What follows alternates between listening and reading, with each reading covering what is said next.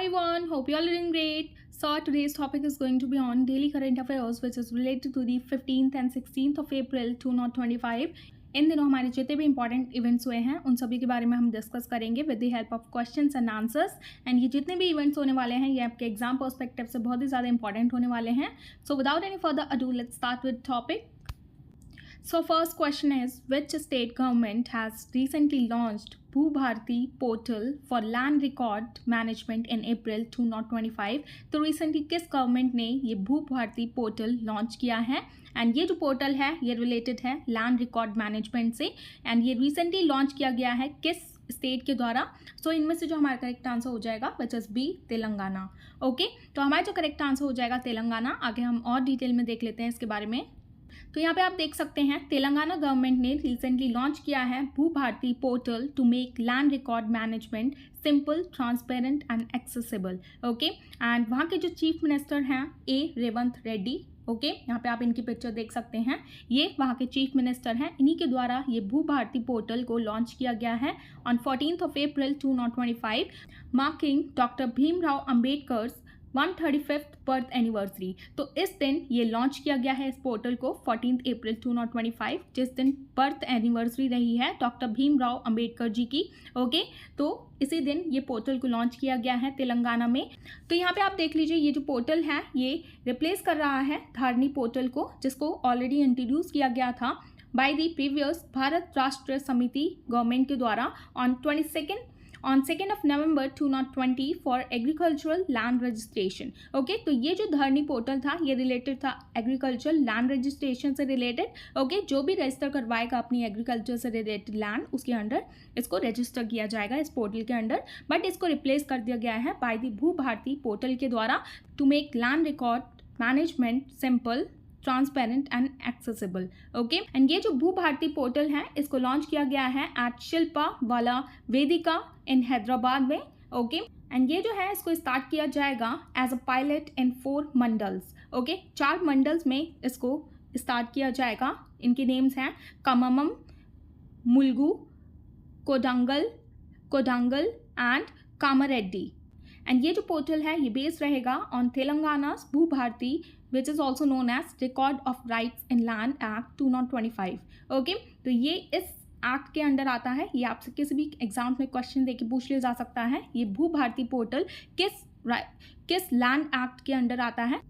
तो it comes under the record of rights in land act 2025। Okay so just remember all these points. Now next question is Deenbandhu Chotu Ram thermal power plant is located in which state? तो ये Deenbandhu Chhotu Ram thermal power plant है ये कौन से state में located है? सो इनमें से जो हमारा करेक्ट आंसर हो जाएगा which is a Haryana. Okay Haryana में ये Deenbandhu Chhotu Ram thermal power plant को इंस्टॉल किया गया है। ओके आगे हम और डिटेल में जान लेते हैं। तो यहाँ पे आप देख सकते हैं हमारे जो प्राइम मिनिस्टर हैं मोदी जी उनके द्वारा ये फाउंडेशन रखी गई है of 800 megawatt third unit of Deenbandhu Chotu Ram thermal power plant in Yamunanagar Haryana on 14th of April 2025। Okay तो ये हमारे प्राइम मिनिस्टर मोदी जी के द्वारा इसकी फाउंडेशन स्टोन रखी गई है 800 मेगावाट की third unit of Deenbandhu Chhotu Ram thermal power plant. And ये जो न्यू यूनिट है ये ultra super critical thermal plant है जिसके अंडर यूज किया जाता है लेस कोल एंड प्रोड्यूस किया जाता है lower carbon emission compare to the older plants. Okay तो पहले के कंपैरिजन में जो जितनी कार्बन एमिशन जो पावर प्लांट प्रोड्यूस करता था उसके कंपैरिजन में ये प्रोड्यूस करेगा lower carbon emission as compare to the older ones. Okay and ये जो Deenbandhu Chhotu Ram thermal power plant है ये लोकेटेड है यमुनानगर डिस्ट्रिक्ट ऑफ हरियाणा में। ये चीज़ आप याद रखिएगा बहुत ही ज़्यादा इंपॉर्टेंट है आपके एग्जाम पर्सपेक्टिव से। एंड इसका नेम रखा गया है आफ्टर दीनबंधु छोटू राम एक प्रोमिनेंट फ्रीडम फाइटर रहे हैं एंड सोशल रिफॉर्मर रहे हैं। यहाँ पे मैं इनकी पिक्चर लगा दूंगी, ये है दीनबंधु छोटू राम। ओके एंड इस पावर प्लांट को ऑपरेट किया जाएगा by the Haryana power generation corporation limited के द्वारा जो कि एक गवर्नमेंट ओन कंपनी है। Okay so just remember all these points.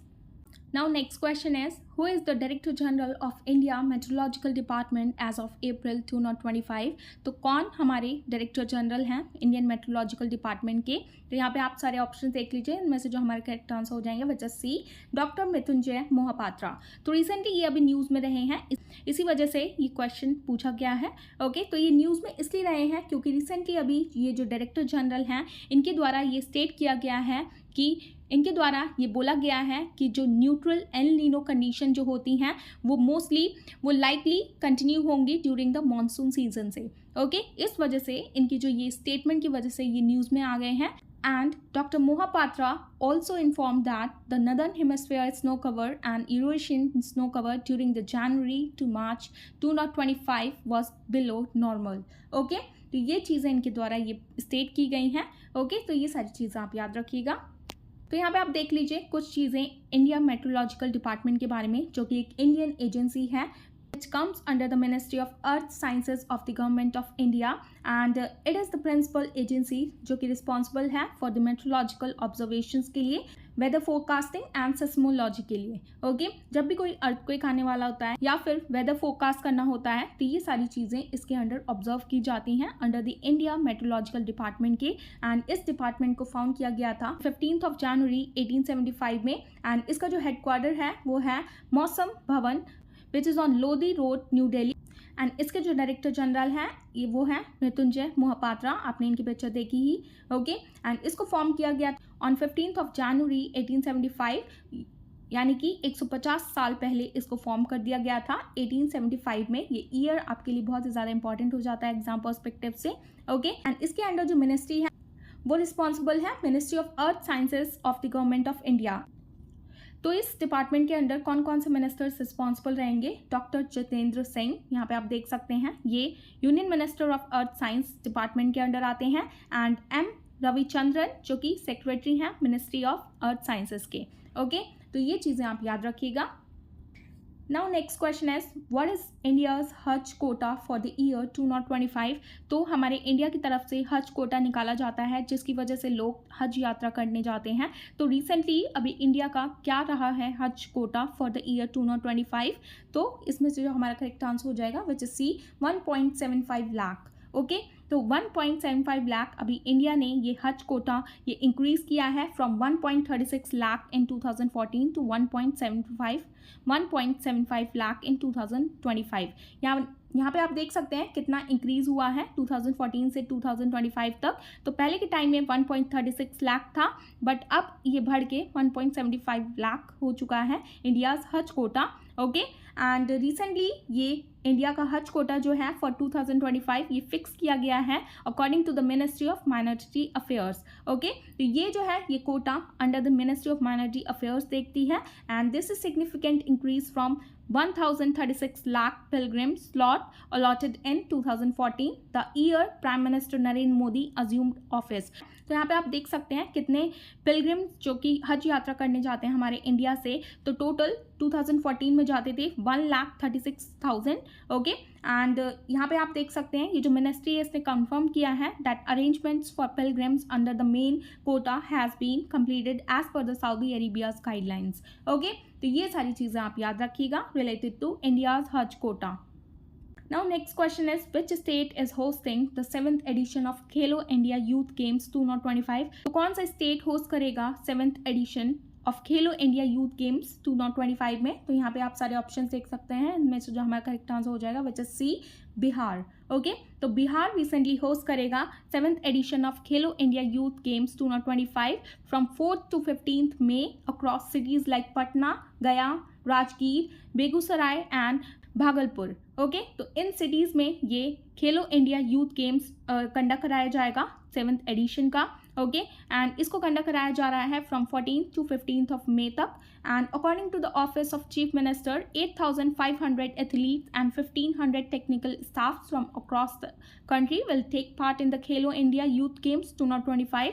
तो इतने लोग इसमें पार्टिसिपेशन करेंगे जो कि होने वाली है टिल May 15 तक अक्रॉस 5 डिस्ट्रिक्ट्स ऑफ बिहार। तो ये चीज़ बहुत ही ज़्यादा इंपॉर्टेंट हो जाती है, कितने डिस्ट्रिक्ट्स में ये होस्ट किया जाएगा। ये टोटल 5 डिस्ट्रिक्ट्स में बिहार के होस्ट किया जा रहा है 7th खेलो इंडिया यूथ गेम्स 2025 में। एंड ये जो सारे डिस्ट्रिक्ट्स हैं यहाँ पे आप देख लीजिए, बहुत ज़्यादा इंपॉर्टेंट है, पटना, गया, नालंदा, भागलपुर एंड बेगूसराय। ओके, तो ये सारी 5 डिस्ट्रिक्ट बाय हार्ट याद होने चाहिए। Okay, so just remember all these points. Now next question is who won the 2025 presidential election in Ecuador? तो recently अभी 2025 में इक्वाडोर के प्रेसिडेंशियल इलेक्शन कंडक्ट कराए गए हैं, तो उनमें कौन प्रेसिडेंट अपॉइंट किए गए हैं, यहाँ पे आप सारे ऑप्शंस देख सकते हैं, इनमें से जो हमारा करेक्ट आंसर हो जाएगा which is C, Daniel Noboa. Okay, तो यहाँ पे आप देख सकते हैं इनकी पिक्चर, ये है Daniel Noboa who is elected as the president of Ecuador. Okay, and तो ये सेकेंड टाइम इलेक्ट किए जा रहे हैं 4-year टर्म के लिए by securing 55.85% of the vote against the left wing opponent Gonzalez. इनके अगेंस्ट इन्होंने ये इलेक्शन लड़ा था, बट ये जीत के आ गए हैं। Okay, so this is the end of topic and I hope you found this video informative, and if you found this video informative please give it a thumbs up, and for more informative videos please like, share and subscribe to my channel which is Shivista Education, and thanks for watching. Bye bye, take care, I'll see you in the next one.